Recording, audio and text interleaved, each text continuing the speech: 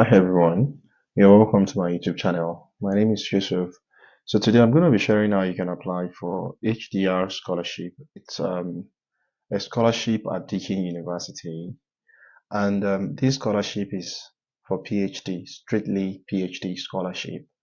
So if you have a background in education, if you study sociology, psychology, any social sciences course, you can apply for this scholarship. So without wasting much of our time, I am sharing this application process because I've read the book. I've read some of the book and publication of this lecturer, this David Farugia. So he's in charge of this project, and I've read some of his books, and I'm doing this video to educate people who are interested in researching or applying for this funding and researching what David proposed and the PhD, prospective PhD student is going to research.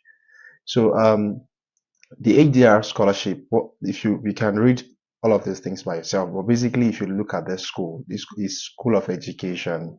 Dr. David Farugia is a lecturer in School of Education at Deakin University. And this scholarship, there are two PhD scholarships that are offered at Australian Research Education Fund funded research program in youth studies. So an emphasis on youth studies. So David Farrugia has an interest in youth studies, sociology, education, employability. So that's his interest. So he's calling for anyone that has a research interest in critical perspective on youth studies. So, and what does this mean? Let me just break it down for people that are interested in applying for this. So you can read more of David Farrugia's profile here, his publication and other things, but in a very simple language. What does man want from you? What kind of proposal he wants from you?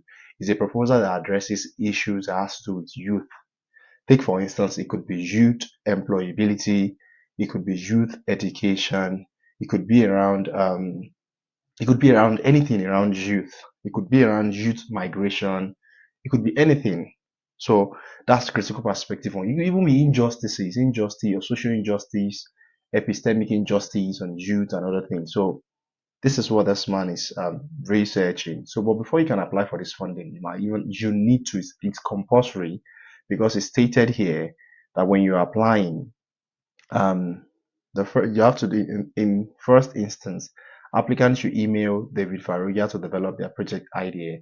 So you need to email this man your interest in this research. Then you can both fine tune your research. But I'm going to advise you when you're reaching out to this man, try as much as possible to make the cold email you are sending more presentable and make it very catchy. Under this video, I'm going to be attaching a link and where you can find a sample of the email to professors. You can adjust that to suit your profile, but ensure you describe your interest in this research properly and probably some things that you've done that are connected to this research.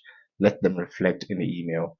So basically, this scholarship is for, you can see, for domestic or international candidates. It's either you are coming from other country outside Australia or you are an Australian citizen. Definitely, you can apply for this scholarship. So it's a fully funded PhD scholarship, which I would advise anyone to go for. So if you have interest in youth studies, this is definitely for you. So how do you apply for this funding? If you click on, if you are eligible, if you have a master's degree and you want a PhD, you just click on apply button here. So this is the application form. Basically, this is what you're going to complete. But after you've reached out to David, so if you have David have agreed on your proposal, David must have helped you to fine tune your research proposal.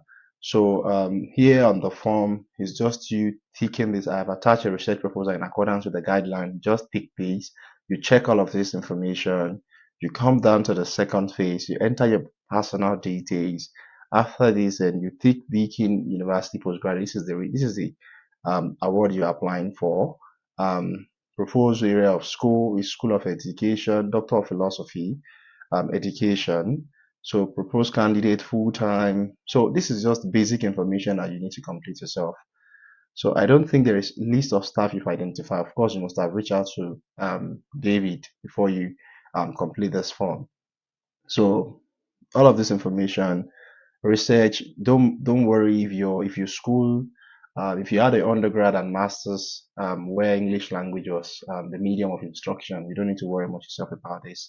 English language proficiency, you should be able to scale through if you have yeah if you have your studies in this with in an English speaking university. So um, yeah, you can see here I currently have I currently have one of the following. If you don't have any of this following, just click no and move on. No IELTS TOEFL result are valid for 2 years of these. So reason for exemption: English is my first language. Study at an institution within Australia or specified English speaking country completed no more than 2 years prior to Deakin. So you need to choose the one that's applicable to you. And here, details qualification, your bachelor or master's, you enter the details of your qualification here. Details about your thesis and dissertation that you've done in the past, and write your statement about your thesis, dissertation, answer our questions. You can see here the length of the time you spent studying the research, the required length, how was it examined, is it by does external supervisor examine you or by committee? So this is just basic information about what you've done so far. If you have any publication, you can put them here. If you don't have any publication, of course, you can move. Statement of evidence, you can read this yourself. Referees, then the proposal. So here you must have written a proposal.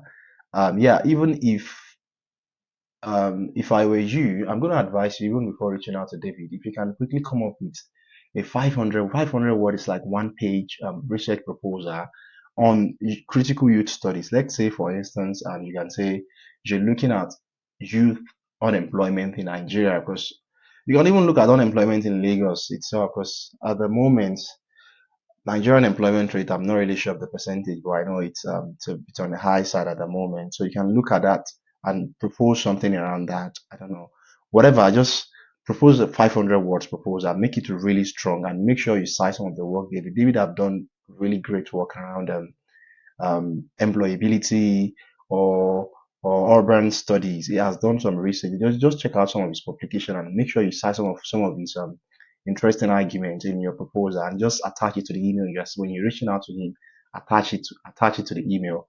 So that would captivate him, and it's that would even command audience from him compared to someone who just sent just an email.